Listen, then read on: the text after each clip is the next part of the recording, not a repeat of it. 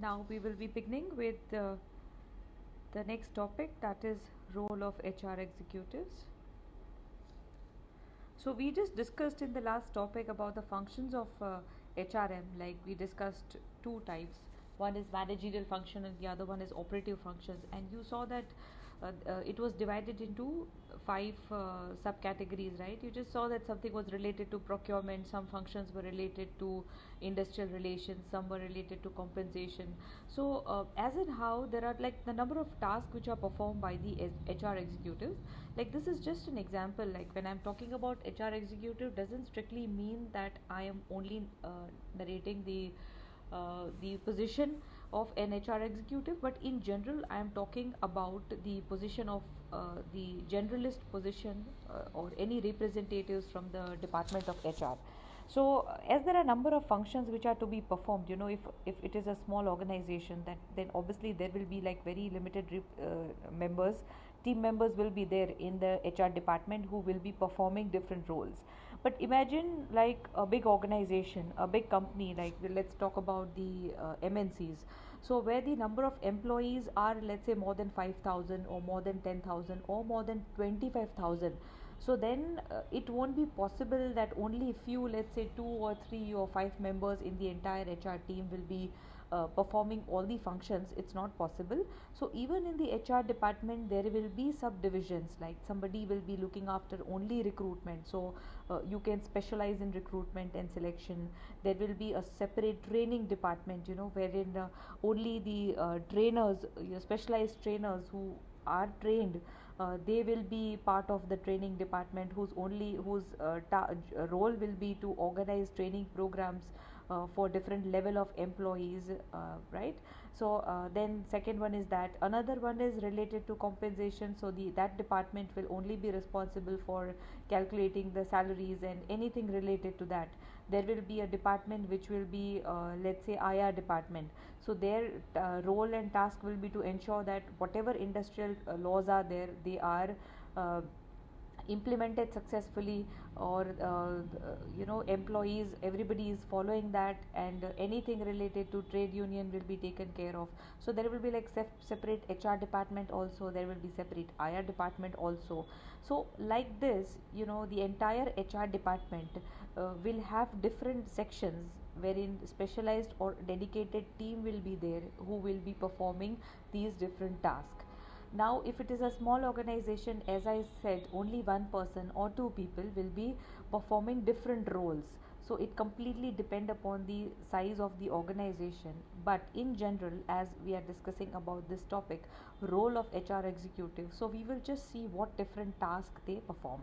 So as you can see on the screen, the first point in the center is recruitment, right? This is one of the most common task which is to be performed by any HR executive in the organization, because recruitment is the basic thing, right? Procurement we already discussed. So recruitment and selection is one of the important and most common role which is performed by the HR executive. You already know what is recruitment.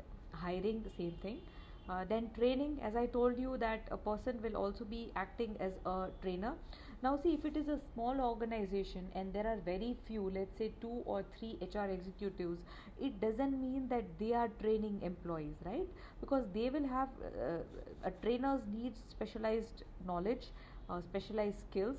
So it is not the task of HR person to train the employees, but at least they will be ensuring that whenever training is needed, they are able to organize the training sessions for the employees, be it in the beginning of the job or any time whenever it is needed. So whenever they will try and perform the need assessment, like training need assessment, they will do um, whenever they feel or whenever they've been asked to do. And that's how they will be able to identify what kind of training is required, and then they will organize the training program. If there is specialized training department under the HR department, then they will be taking care of this, because there will be dedicated trainers in that department. And if any technical training has to be given for which the trainers are not capable of offering training to the employees, then they will ensure that they are inviting trainers from the outside, depending again upon what kind of training need is there. So what they will do is they will coordinate with the respective department heads.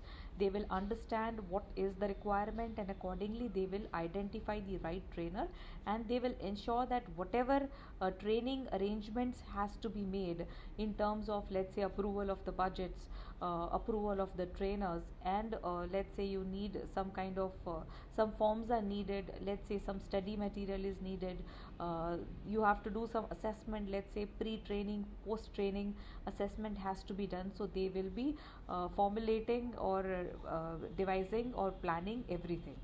So that is another role which they will be playing. The next one is OD. So OD is something which we already discussed. I have told you a number of times earlier that this is another role which is performed by an HR executives, which is very crucial.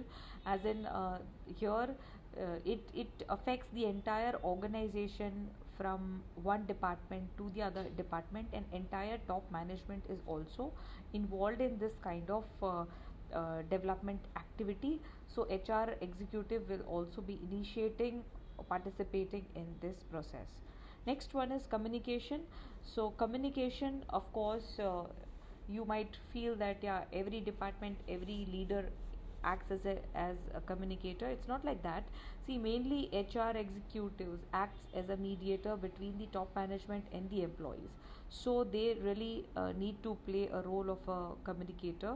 So that is another role which they will be playing, and it is not an easy role. We are not talking about the day to day information which has to be shared to the employees, or day to day activities which are supposed to be performed. We are talking about certain situations which are not easy to handle. Now imagine that there is a time, um, wherein the financial position of a company is not so good, and they are planning to cut down the salary.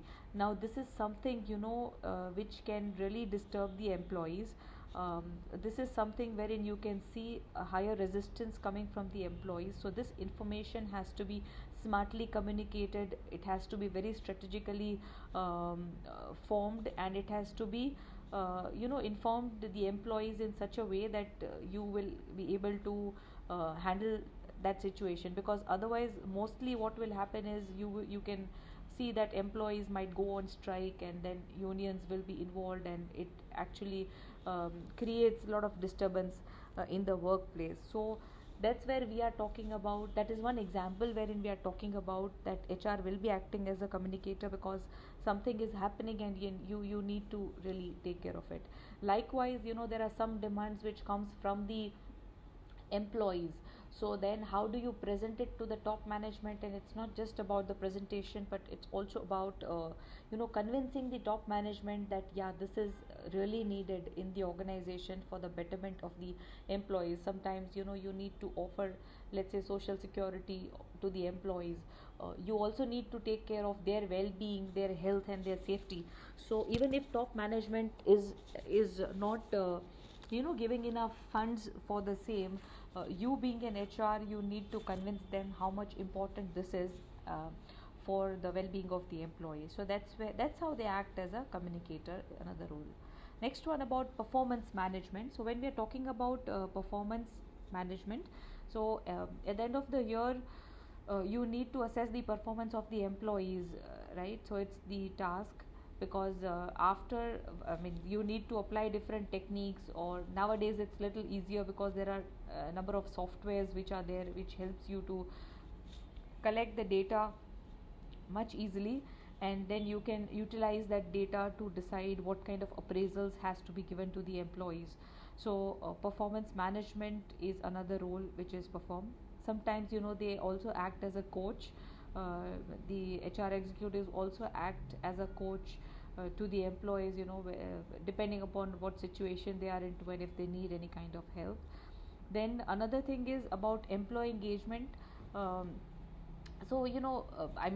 we have discussed this earlier also, that an engaged employee will always work dedicatedly. They should always feel that no, we are being taken care of, by the management, and that's how you will also see that they will be working with more commitment in the organization. So how do you increase the engagement? Like employee engagement is very important. So now these days you see, to increase the engagement from the employees, like there is more involvement in their personal lives, um, their family is involved, their problems are taken care of by the organization, by the management. They get they you I mean the company celebrates like number of days, to ensure that they also little relaxed and all that. So that's how you try and increase the employee engagement for the employees. So that is another role which they play. Then industrial relation, as I told you that there will be a separate IR department also if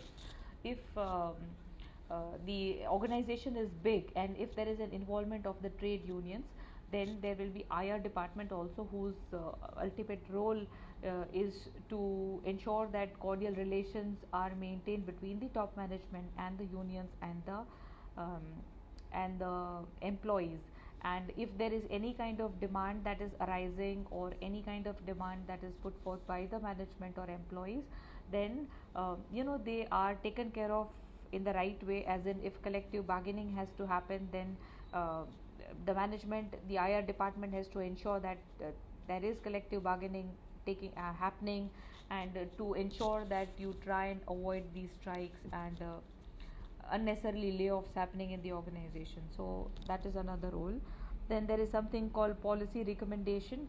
So here HR executives, as I told you before, that these days the role of HR is considered really important in any important decisions which are taken by the top management. So they are part of the policy administration also, because HR representatives, like I'm not talking about any junior level position, but let's say HR director in the company, they would know that what kind of employee strength you have, and if you have to implement any kind of policies in the organization, or if any changes are to be made, how well people are going to accept those changes, and what can you what do you think will happen, how well people will be able to accept those changes. So that's why HR executives also play um, his or her role in policy recommendation and administration. Another one is compensation, very important part. Like it's not just about the administrative part wherein you're just calculating the salaries, but whenever you have a say, you can always recommend about increment in the salary, or what other benefits, like what are the other incentives that can be offered to the employees. Like that's where HR will play its role. Another thing is team building, then leadership. So these are different activities, different developmental exercises where HR executives will play its role. Like I'm not saying that they are the trainers, as I said, but they will at least ensure that you are organizing such kind of programs, wherein people or whoever has to take those roles of leadership or team building, you are developing some programs specially for them, so that they can participate in those exercises comfortably. And then employee relations also, it's like very similar to industrial relations. So HR executives, like these days, you must have heard that like on Fridays, half day is like some engagement activities take place. So some games are played, sometimes once in a month, family members are invited for family dinners, for family get-togethers, for outings. So why all these things? That is to improve the employee relations within the organization. That's why HR executive need to be very actively participating, organizing such kind of programs for the employees. And next one is retention. Of course, HR executive need to play a role in ensuring that you are able to retain the employees. Like we discussed earlier, that why do people leave, right? Or why do people stay in the same organization for 10 years? You must have heard 25 years. Somebody retired from the organization, same company, after working 35 years. Why would somebody work in the same company for so long? Because they are satisfied, right? They are happy with, first thing, the salary. Nobody wants to work for free. Second thing, they are happy with the management support. Third thing, they are happy with the working conditions, the culture of the organization. Fourth thing, they are having um, enough growth opportunity in the company. Fifth, they are happy with the way, um, with whatever work they are doing, right? So these are the major things for which people stay. Everybody doesn't want to earn money. I mean, you jump right in other organization because you're getting increment in the salary, but imagine there is so much of work pressure that you're not able to handle it, and the working condition is so much stressful, and let's say the top management, your boss behavior is not nice. So then you will, even if you are getting or earning more, you would not like to survive in that kind of environment. You would want to go back wherein you are at least working in a peaceful condition, even if you are earning less. So the point is that you being an HR executive, you need to create such environment within the organization wherein your employees are you're happy and satisfied. That's why you being an HR, you need to on a regular basis, conduct some satisfaction surveys, um, wherein you can just try and or conduct some surveys to identify whether employees are satisfied towards these different things which I told you, right? And many other things. And by that, you also have a chance. There's a scope of improvement. Let's say that if employees, most of them are not happy with the timings, let's say with the timings, right? Or let's say people are not so much happy with the any kind of working condition, or some facilities are not there. So then at least that you being an HR, you need to improve all these things so that employees at least get some at least a little comfortable working in that kind of environment. So that's how you can increase or improve the retention ratio in the organization. So this is how the HR executives has different role to executive has different role to play. Moving ahead, now we are talking about line and staff aspects of HRM. So there are the HR manager has two roles to play, one as a line manager and one as a staff manager. So who is a line manager? Line manager basically is authorized to direct the work of the subordinates and is responsible for accomplishing the organization task. So it's like line, so line managers mostly need to manage like operational functions, which are very important for the company's survival. So let's say they will be acting as a person responsible who has the authority and who can direct the work. And on the other end, when we are talking about staff managers, they act as basically some advisory or supportive role. As a staff manager, basically they assist the line managers, because line manager is the one who has the line of authority, and staff manager acts um, as an assistant. And they also have like functional authority to coordinate personal activities and even enforce organizational policies. So HR managers are usually the staff managers because they assist and advise the line managers with recruiting, hiring and compensation. Let's say it is the finance department that we are talking about. So in the finance department, or let's say operations we are talking about, so then HR manager would not know exactly what kind of skill set you are looking for when you're hiring the employee, but HR manager can definitely assist and definitely advise the line managers in terms of recruiting, in terms of hiring, in terms of compensation, in terms of trading, right, like that. So anyway, line managers always has the HR duties to perform. So these are the two different aspects of line and staff um, when we are talking about the HR managers. Now, just quickly looking at the qualities of an HR manager. So, basically, these qualities are very common for any manager. Same thing: knowledge, intelligence, communication skills, objectivity and fairness, leadership and motivational qualities, emotional maturity and empathy, right? These are the basic qualities which are needed in the HR manager, because you are going to work for the people, right? So you know that, and there will be like thousands of people working in the organization, and all of them might be different. Some might be able to accept whatever you're telling, some might be resisting, so there will be different type of people working in the organization. So you need to possess all these qualities to deal with different people's demand, in fact, within the organization. So these are the qualities of an HR manager. I'm not talking about the technical skills which are needed, but in general what qualities are needed um, for in the HR manager. So these are the qualities of an HR manager. Now, some of the new approaches to organizing HR. Now, these days, whenever any service groups are there, there are certain service groups which are added. I mean, some functions are added to the traditional HR functions which have been organizing. So, I'll just read them. One is transactional HR group, second one is corporate HR group, third one is embed HR group, and fourth one is centers of expertise. So these are some new HR services which has been added, and we call them new approaches to organizing HR. So what are these? See, transactional HR groups, they try and focus on using centralized call centers and outsourcing arrangements with vendors to provide specialized support in day-to-day transactional HR activities.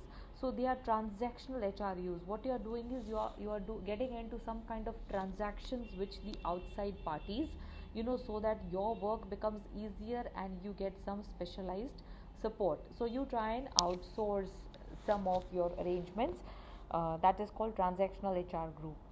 Another is corporate HR group. So they focuses on assisting the top management in big issues such as developing the long term strategic plans on the company. So this HR group will always be part of important decisions which are taken by the top management, and they will always be assisting the top management in bigger issues, more strategic issues which are to be dealt strategically. Then third one is embedded HR group. So they basically assign HR generalists directly to the departments to provide localized HRM assistance to the department needs. So basically they try and divide themselves. They help they provide HRM assistance to the departments basically, right? And fourth one is the centers of expertise. So they are the specialized HR consulting firms within the company who provide specialized assistance in areas such as organizational change. So it is the centers of expertise. Some people, some members are there who are specialized in offering the expertise. So everybody cannot do that. Like if in your organization, if let's say HR is playing a very generalized role, then they will be performing all the traditional activities which are to be performed in the HR department.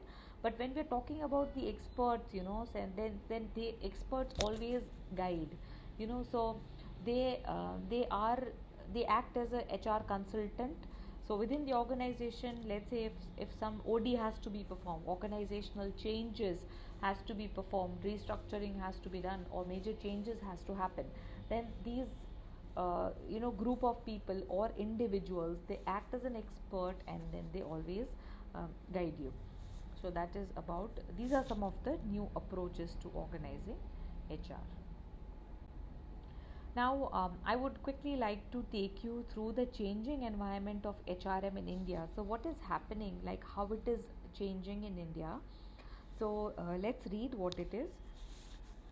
See, be it managing human capital, building partnerships, or improving competitiveness, organizations globally are experiencing transformation in business activities. So, more employers have begun to realize that their overall success is directly proportional to hiring good qualified employees. Obviously, these days, everybody has realized that in order to become successful, you need to hire good people. If you have good employees, you can achieve anything. Otherwise, it is a waste of time and waste of resources. So, everybody has started realizing this. Traditionally, the HR function acted on directions received from an organization's executive team. The role of the HRM function has evolved significantly over the years. From a unit whose role was previously deemed to be restricted to sourcing of talent, it is now considered as a strategic partner, contributing not just in terms of development in the value of employees, but also in crucial business decisions and advice on critical transitions and transformations. I already told you this, right? That it is not just the role of HRM is not just restricted to the traditional activities that they were doing, but apart from that, now they are helping in taking important business decisions, and that's why they are acting as a strategic partner. Remember this word, please. HR is acting as a strategic partner in the organization in helping top management formulate or build some important strategies that will help in smooth functioning of the business. HR is now expected to recommend processes, approaches, and business solutions that would improve the ability of organizations' employees to contribute effectively. Right? They want the HR top management wants that HR should recommend the ways in which you can get the best out of employees. How can they contribute effectively? If they need some facilities, give them. If they need to be mentally fine, give them. If they need, you can also offer some recreational facilities within the organization, so to overcome the stress which employees would feel, right? Why do you think Google and such organizations are spending huge amount of money in building or offering facilities to the employees? Like, they have so many cafeterias, and they have cinema hall within the organization, and they have libraries to spend some time. They have meditation centers within the organization. They have game zone within the organization, so that whenever employee feels stressful, you can just go and relax.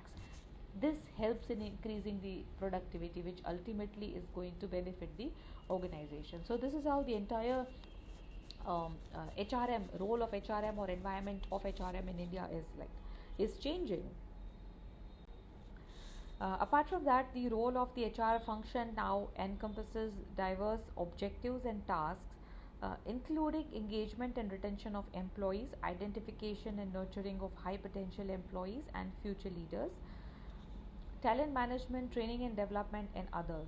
So these are the various tasks which are being performed by the employees, like engagement and retention, identification and nurturing of high potential employees and future leaders, talent management, training and development, and all these. As an employee advocate, see, this is another role, employee advocate. So what is that? HR needs to have expertise on how to create a work environment in which people feel motivated, contributing, and happy. Yeah, in this role, HR provides talent management strategies, employee development opportunities, employee assistance programs, profit sharing strategies, OD, interventions, addresses employee complaints and facilitates problem solving, and regularly provide opportunities and forums for communication and feedback. So when we're talking about employee advocate, as an advocate, you are trying to ensure that people are motivated and happy, and they're contributing well. So that means you are trying to provide all these things, some talent management strategies, some development opportunities, different employee assistance programs, profit sharing. All these things motivate employees, so you act as an advocate that yes, I will get you all these things. I will convince top management, and I will ensure that you are getting all these things in return of the hard work that you are giving working in the organization, right? So that's an employee advocate. And as a champion, you are a change champion because you are trying to bring some positive changes in the organization. So HR needs to have the knowledge and the ability to execute change strategies. This role involves constantly assessing the effectiveness of the HR function while also effecting a change in other departments and workplaces. So HR also need to constantly ensure that the HR functions, whatever are there, they are helping all the departments in their work practices. So they need to have enough knowledge and ability to execute whatever changes are to be. See, these days it is pretty obvious that because of the competition, because of the global changes which are happening, like, it's very quick. It's not that every 3 years or 5 years you are going to make some changes in the policy. It's not like that. You need to be prepared, right? So HR need to act as a change champion. If your competitors are doing something, that means, yeah, you need to be be careful and take quick decisions, right? If one company is doing layoff, like recently we saw so many layoffs happening in companies, big companies, Facebook and Meta and Google and so many places, right? So it's not that they've planned it before 5 years, that after 5 years we are going to do this. No, it has to happen very quickly, looking at the market conditions that are there. So likewise, as you can see in this slide, when we are talking about changing environment of HRM in India, they play these new roles: strategic partner, employee advocate, and change champion.